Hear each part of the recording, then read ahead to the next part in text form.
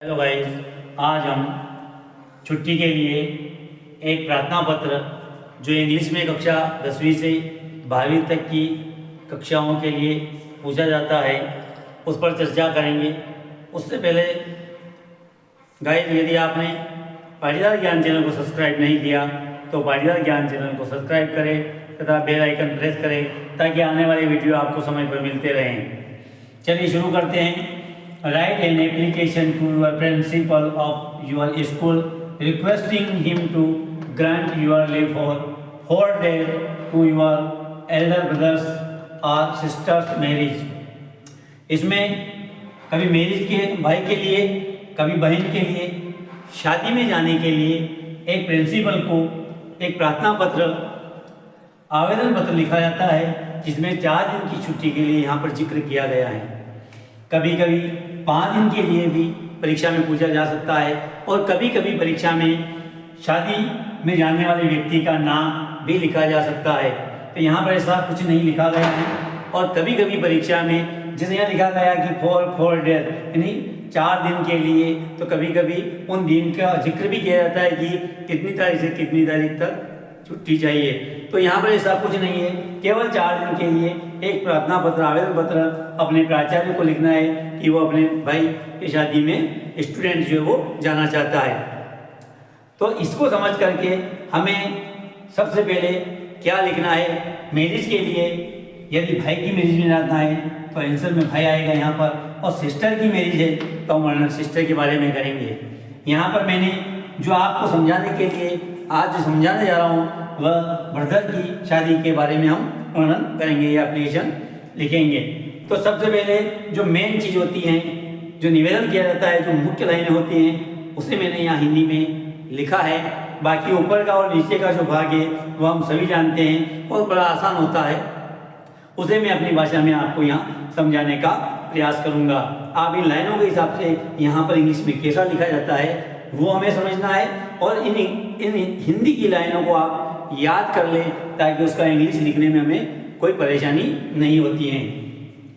तो सबसे पहले हम सभी जानते हैं कि जब हम इस प्रकार से एप्लीकेशन लिखी जाती है तो सबसे पहले जब हम आंसर लिखते हैं इसका, तो सबसे पहले हम लिखते हैं टू। सबसे पहले हमको टू लिखना रहता है, ये हमें ध्यान रखना है। टू के बाद ये टी लिखा हुआ है, इस टी से हमें लिखना है द। अब द प्रिंसिपल, यहाँ अब प्रिंसिपल कहाँ लिखें? प्रिंसिपल की स्पेलिंग ऑलरेडी सबको याद रहती है, लेकिन कई बार जो कमजोर विद्यार्थी होते हैं उन्हें लिखने में परेशानी आती है। तो मैं प्रयास करूँगा कि आप कुछ चीज़ें आपको या कुछ वर्ड्स जो है आपको यहीं से मिल जाएं। जैसे प्रिंसिपल टू द प्रिंसिपल, क्योंकि प्रिंसिपल को लिखना है तो हम यहाँ से प्रिंसिपल ले लेंगे। द प्रिंसिपल ये लिखा हुआ है, टू भी ये लिखा हुआ है, तो हम तीनों चीज़ें यहाँ से ले लेंगे। तो टू को यहाँ से कैपिटल में लिखेंगे टी और टू। अब उसके नीचे द प्रिंसिपल,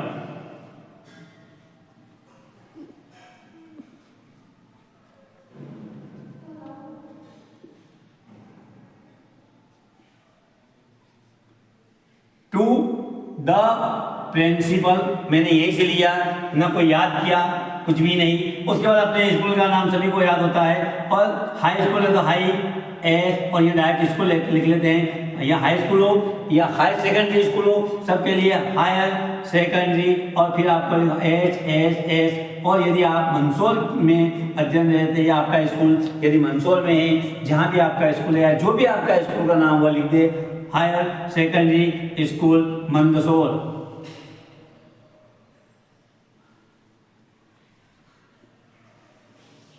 अब मंदसौर कौन से जिले में आता है, तो ये यहाँ पर हम डिस्ट्रिक्ट भी लिखेंगे, तो डिस्ट्रिक्ट शॉर्ट में लिख करके हम लिख देंगे ये मंदसौर के अंतर्गत ही आता है।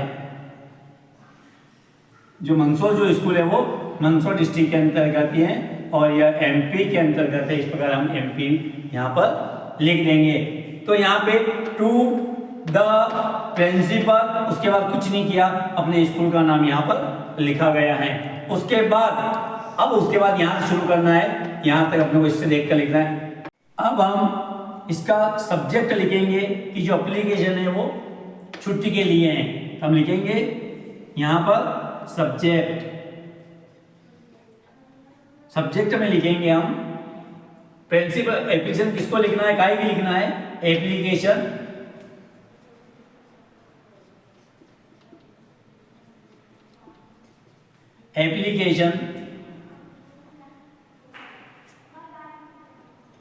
फॉर अपने जो लीव की लिखना है, हमें लिखना है यहीं से देख के लिखना है, एप्लीकेशन फॉर लीव, उल्टा चलेंगे तो application for leave, application for leave. उसके बाद लिखते हैं सर, और आदरणीय को लिखेंगे respected,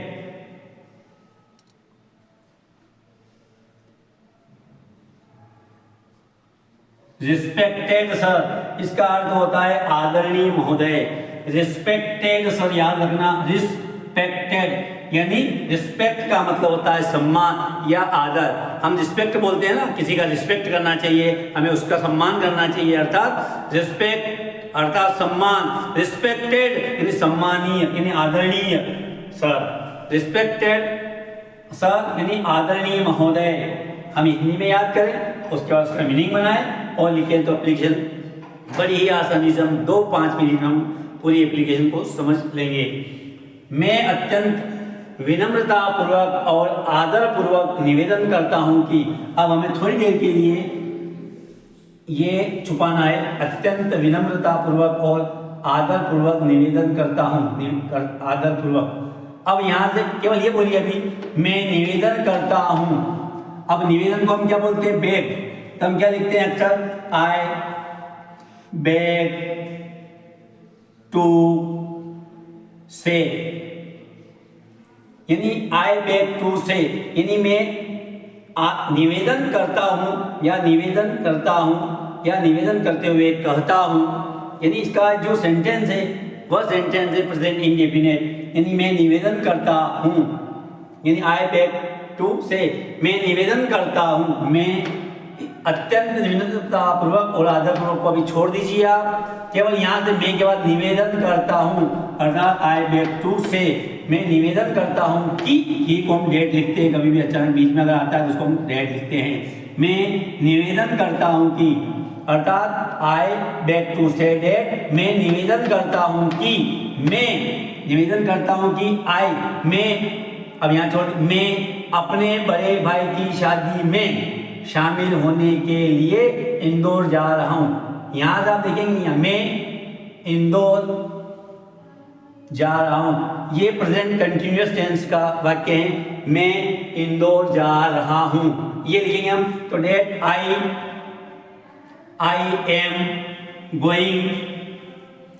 M going to Indore, I am going to Indore, यानी मैं इंदौर जा रहा हूं। किस लिए, अब बाकी भाग जो हम सेंटेंस बनाते हैं उस सेंटेंस की तरफ मैंने लिखा, मैं इंदौर जा रहा हूं अपने बड़े भाई की शादी में शामिल होने के लिए।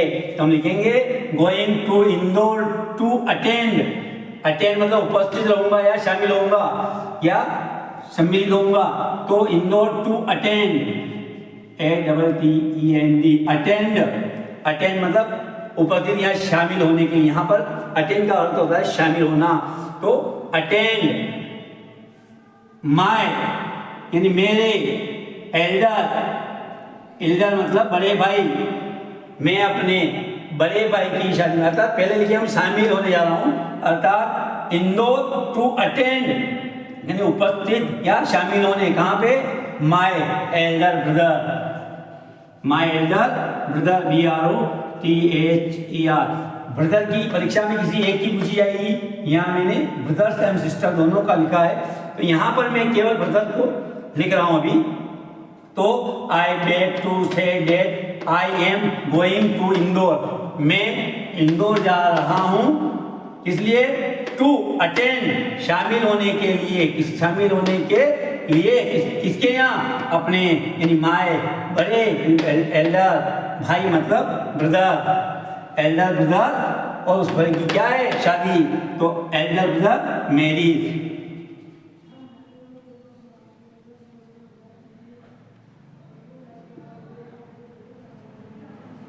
मेरी।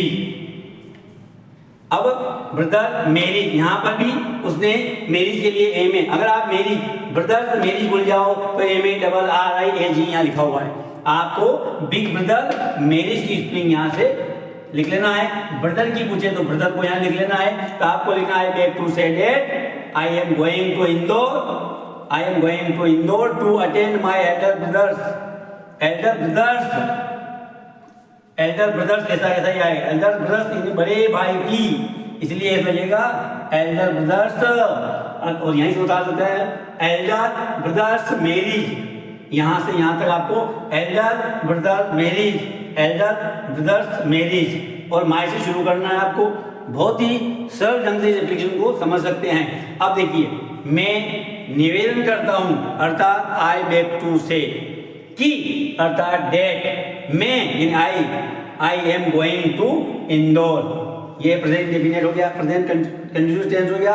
आई एम गोइंग टू इंदौर, क्यों जा रहे हैं? टू अटेंड, ये थोड़ा पास लिख देंगे, to attend my elder brother. To attend याद रखना केवल आपको इंदौर के बाद, टू अटेंड और माई उसके बाद एल्डर ब्रदर मैरिज आपको यहीं से लिखना है। Elder brother marriage, Elder brothers marriage थोड़ा अलग अलग, ये दूर दूर है ये।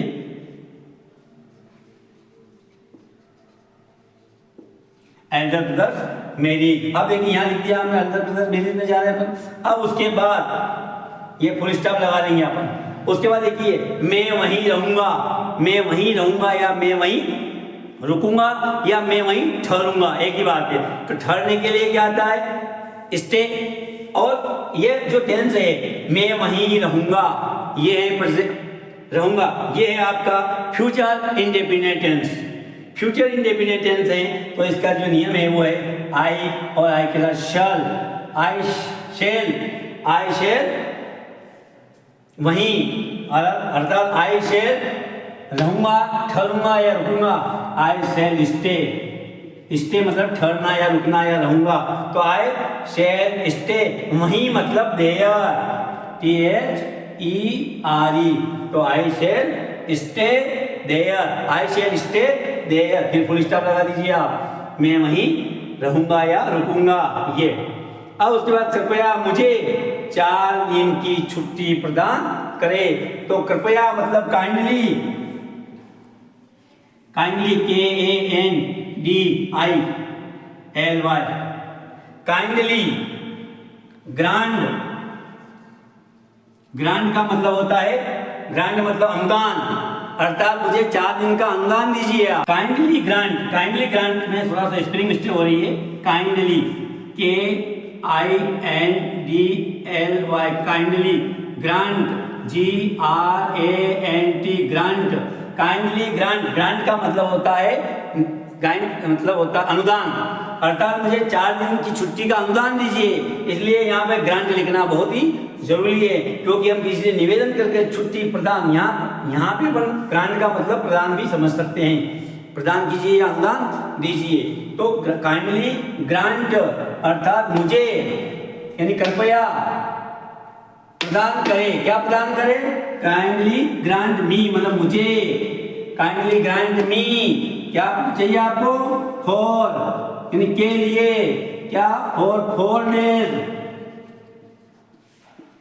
लीव चाहिए, सॉरी, काइंडली ग्रांट मी लीव, LEAV, लीव मतलब छुट्टी, फॉर और उसके बाद अपन 4 डेज, फॉर डेज, अर्थात kindly grant me leave for 4 days, अर्थात कृपया मुझे 4 दिन की छुट्टी प्रदान करे।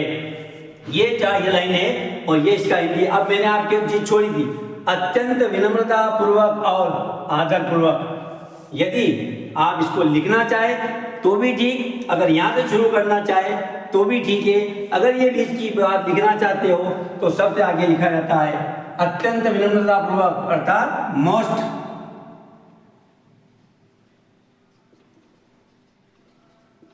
हम्बली, एंड आदर, वो आदर के लिए हम ये इसका प्रयोग करते हैं। थोड़ा सा दूर से लिखते हैं इसको, जगह कम छोड़िए। तो यहाँ लिखेंगे हम मोस्ट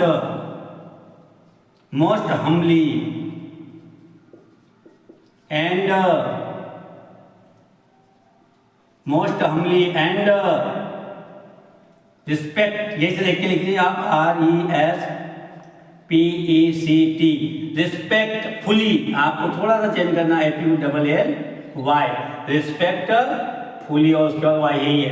तो मोस्ट हम्बली एंड रिस्पेक्टफुली यदि आप लिखना चाहो तो फिर वाक्य बन जाए, आपका वाक्य जो है, जो एप्लीकेशन बन जाएगी, हो जाएगी, मैं अत्यंत विनम्रता पूर्वक और आदर पूर्वक निवेदन करता हूं कि, और ये अगर नहीं लिखते तो फिर बनेगा आपका मैं निवेदन करता हूं कि। इसलिए इस एप्लीकेशन को और अच्छा बनाने के लिए आप most humbly and respectfully words का प्रयोग आपको हमें करना है और इसको अच्छा बनाया जा सकता है। अब नीचे लास्ट में आपको लिखना पड़ेगा यूअर ओबीडियंटली, जो आपको नीचे साइड में लिखना पड़ता है। मैं इसको थोड़ा सा साफ करके थोड़ा सा ये डेल आगे लिख देता हूँ, यही DAYS डेल, और यहाँ बढ़ा देता हूँ। अंत में लिखना आपको यूअर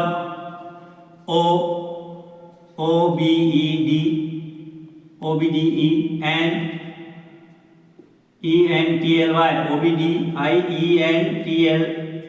ओबीडियंटली, यूअर ओबीडियंटली, अर्थात आपका आज्ञाकारी।